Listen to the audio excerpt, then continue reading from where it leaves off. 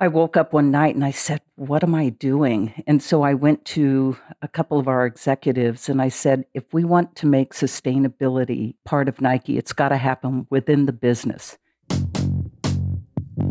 Hello and welcome to How I Hire, the podcast that taps directly into the best executive hiring advice and insights. I'm Roy Notowitz, founder and CEO of Noto Group Executive Search.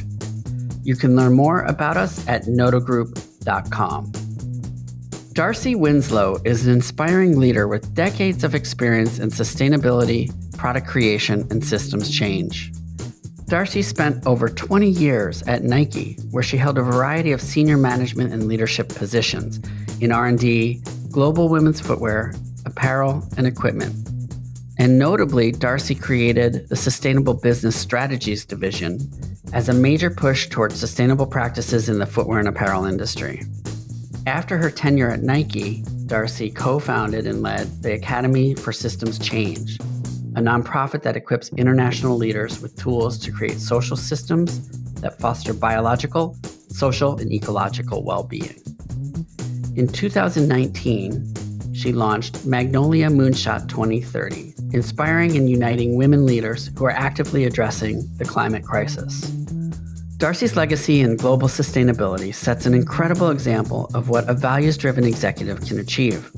In the podcast, we discuss her experience and insights into authenticity and leadership, driving purpose-based initiatives within large companies, systems transformation, and much more. Darcy, thank you for joining me. Well, thank you, Roy. It's good to see you. Can you take us through some highlights of your career journey and share how systems change and sustainability became a core theme and passion for your work? I was hired at Nike in 1987 after finishing my master's at Portland State University. I was studying exercise physiology and kinesiology, and I really wanted to get some biomechanics under my belt. So I talked to my graduate advisor, and he connected with the director at Nike Sport Research Lab, Martin Shorten, and asked if he would put together a master's level course in biomechanical research. So they did, and that became the beginning of my career at Nike. And that really started the progression of different jobs that I had in product testing. Then I was the second woman ever to go into product development in footwear. I was asked to be part of a small team called Future Vision to re-engineer how Nike operated in its footwear business from concept ideation to retail. And I would say that was the real start of when I began to look at things systemically rather than just focused on a particular silo. We did redesign how footwear operated, and they asked me to be the advanced research and development director. That's when I was introduced to sustainability. And in advanced R&D, that's the part of the business where we're making investments in technology, in manufacturing, in design, materials that won't play into the inline product that you see at retail for 2 to 10 years. Right. I began asking myself, do we really understand the impact of our business decisions? In 1997, we brought Bill McDonough and Michael Brongard into Nike, and we had our 10 top footwear executives there. And they walked in, they sat down, and they said, do you know what's in your shoes?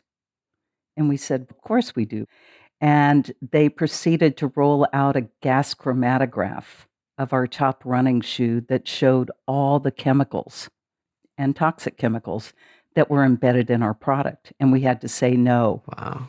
And that was April 14th, 1997. And I could not walk back from that. That is when I really became dedicated to learning more about sustainability, about our impact on environment, on people, in communities where we operated.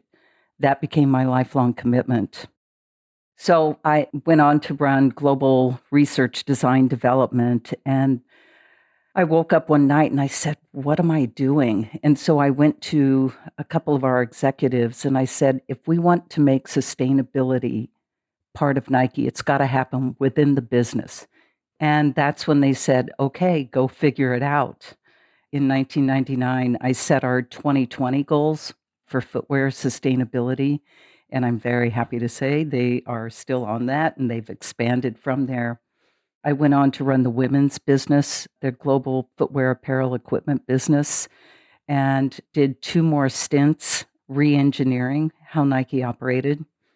My last year at Nike, I was senior advisor to the Nike Foundation, which is focused on adolescent girls and young women in the least developed countries in the world and really understanding the systemic generational poverty and where we could intervene, what we would call leverage points in systems thinking, and invest there. Just going back a few years, about 10 multinational companies started the Sustainability Consortium under the Society for Organizational Learning. For the next 9 years, we would meet twice a year to talk about what sustainability meant in the corporate context, our approaches, our language. And again, this was in the very early years, 1998, 1999, when, it was not a well-known concept. About 10 of us got together and said, what can we do together that we can't do on our own? And that became the Academy for Systems Change. In 2018, during our second cohort of fellows, I had this idea that we really needed to focus on women leaders and women who were working in the context of sustainability in the corporate world. And it grew into what today is the Magnolia Moonshot 2030, where we are focused on women's leadership and really looking at how we can address in a very different way the climate crisis and showing up with love, well-being, joy, tapping into our divine feminine and conscious leadership. And it's been absolutely amazing. That's an incredible story. Your authentic and highly influential leadership style has cemented your legacy as one of the most influential and consequential leaders at Nike during your tenure. I'm curious, what experiences forged your leadership philosophy and approach? It's funny, looking back, I don't think I had a leadership philosophy. Showing up authentically was more my nature. However, at Nike, I was in my very early 30s, and it was a very male-dominated, highly competitive environment. And I think one of the things that helped me survive, especially in the early days, was I've been an athlete my whole life and highly competitive. The other thing that was kind of a unique beginning point was starting in the sport research lab. At that time, it was one of the few places where, unless you had the educational background, you could not rotate through there. And it was really a critical part of Nike. And to this day, it's considered one of the top biomechanical research entities in the world. And so that also gave me a unique perspective and set of experiences that I could bring into the business. When I was in the sport research lab and then asked to take over product testing, it was like, wow, we really make and sell stuff versus we had just been working on athletes and the science behind that. It was a continual learning journey as I got into higher leadership roles and was often the only woman at the table.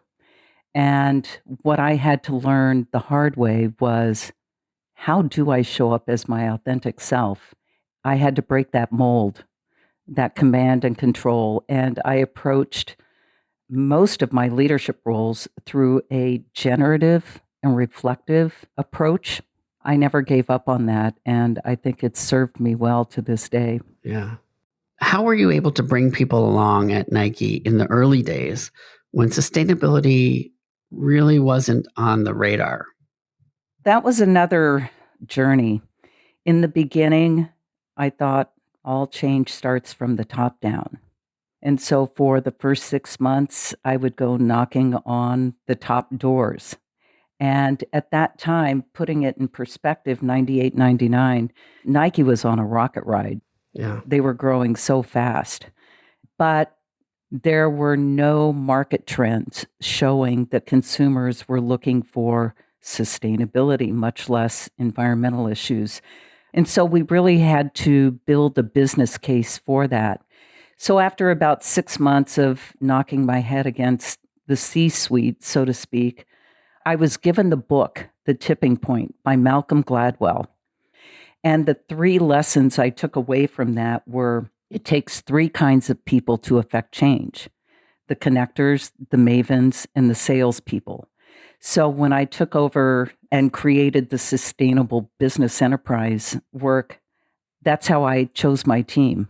So that was one lesson. The second lesson was, in order to reach a tipping point, you have to get 20% of the organization or the population that you're working with actively moving in the same direction.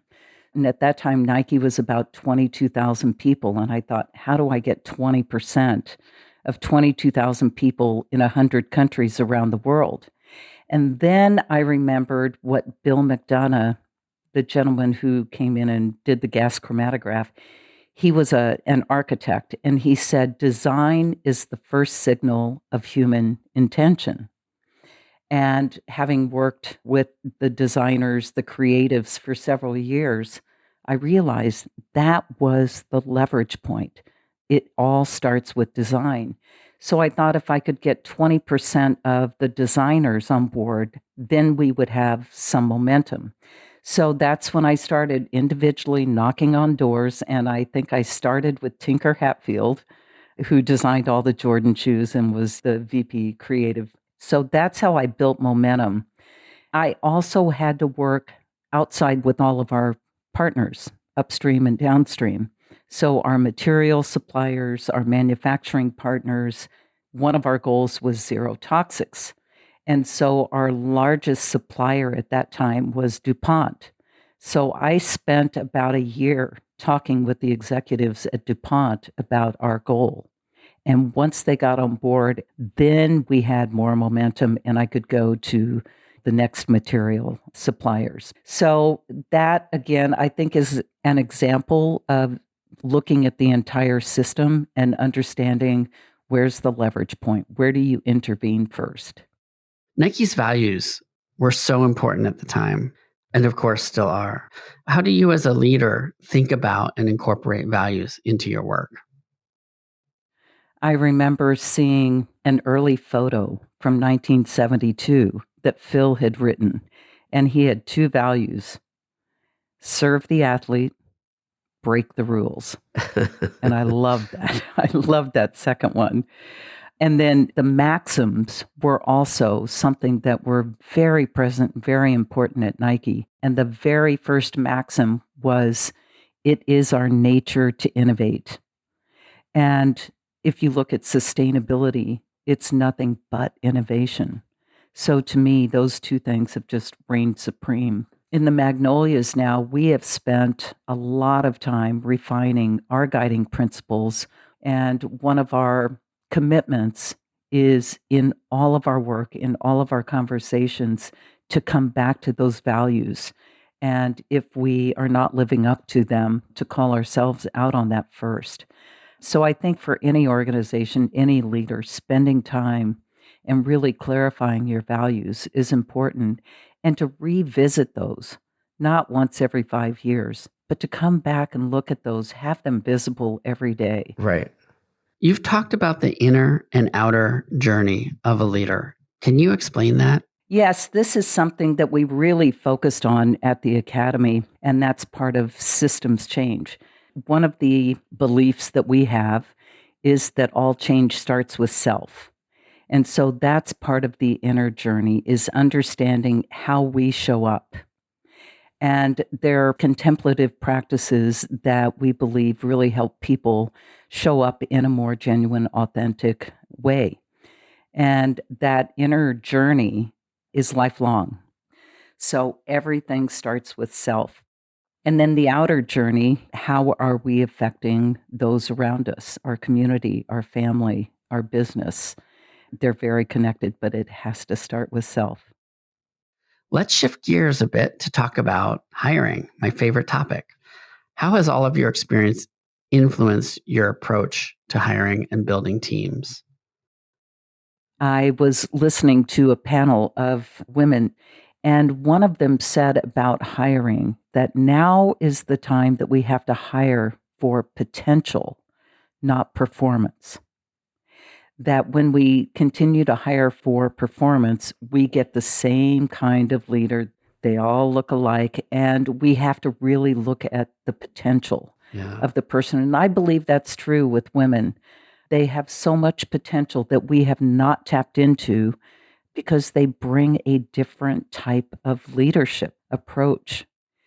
The other thing that I've come to believe about how we've hired in the past versus how we need to hire now is be less certain, be more curious. But we used to hire and reward those who were very certain. Whether they were right or wrong, it didn't matter, but they were very certain. And I think now, because of the complexity that we face in everything that we do, we have to be more curious. And that gets into creating the space where you can have more generative conversations and thus a better outcome. Yeah. So you look for curiosity in the person you're evaluating as well. Yeah, I think that also points to potential. They're open, they're curious, they're in a learning mode. When you're certain, you shut down. You believe, no, I have all the answers. And there's no space to explore beyond what's right in front of you. Do you have any other examples of hiring successes or challenges? Well, I'll just go back to the culture piece. Culture is all around us, and it really can dominate whether or not you succeed or fail. There was a particular executive at Nike who came in from the outside from a very different corporate culture, and I believe he lasted a year, maybe 13 months. So in the interviewing, the hiring process, really touching on culture, what's the environment that you thrive in, that you like to work in? Just asking those kinds of questions is very important. Yeah. Another example was when I was hiring for the women's business. I had just come out of 3 years of working solely on integrating sustainability. As I was hiring my leadership team, I knew most of the people, but I would ask them all the typical questions. And then I had a final question. What are your beliefs? And again, this was maybe 2002. What are your beliefs around sustainability? And how they answered that question determined if I would hire them or not. Because I was at the point where I didn't want to have to educate or convince another person about the importance of sustainability. So if they had a strong belief in it or had something to bring to the table, they got the job. And that really helped propel the women's business in being, at that time, a leader in integrating sustainability. That's awesome. Early on, you inspired other executives to think about sustainability. How did you take it to the next level and start building on a larger scale? I have to bring in one of my colleagues from Nike, Sarah Severn, who was in corporate responsibility. And between the two of us and a few other teammates, we created an initiative that we called Shambhala. And again, this started in late 1999. And it was based on the Shambhala warriors. The weapons of Shambhala warriors were fearlessness and gentleness. So we started this 9-month action learning program. We asked for volunteers who were interested in getting involved in sustainability.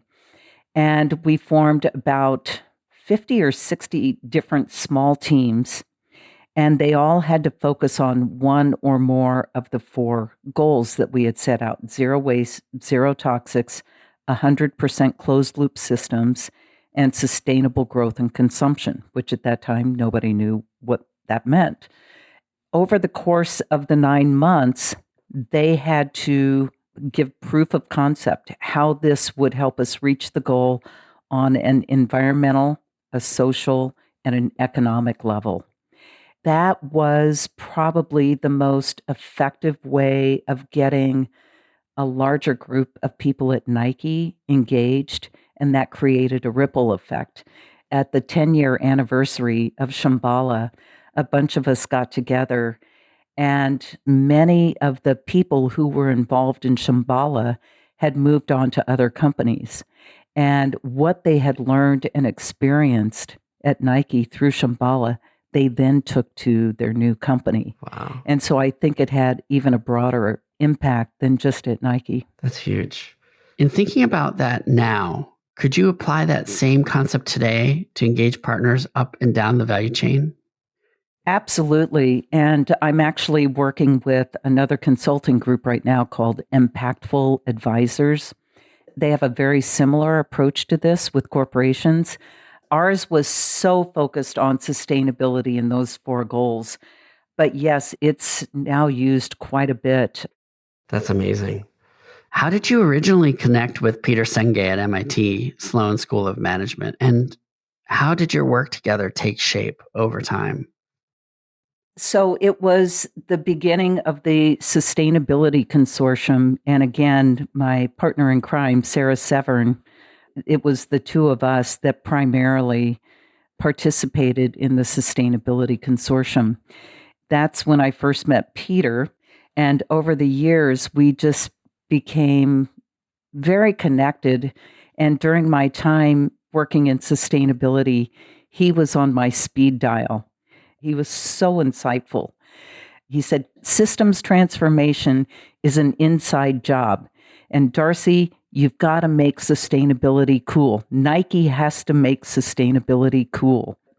And then in 2008, 2 months before I left, I called him and I said, Peter, I'm really leaving Nike now. He goes, great, come on out. We've got work to do. And so in the fall of 2008, he asked me to contribute to the design of what was called the Leadership Lab at MIT for second-year Sloan students and Sloan Fellows. And so for the next 2, 3, 4 years, I was part of that. And then it was also during that time that Peter and I primarily started talking about this idea of what became the Academy for Systems Change. That's amazing. What was your original vision for establishing the Academy for Systems Change? How did you bring this all together? It took close to 4 years before we really landed on what our focus was going to be. And our work there was to really focus on engaging emerging leaders and to build their capacity as systems thinkers, systems leaders.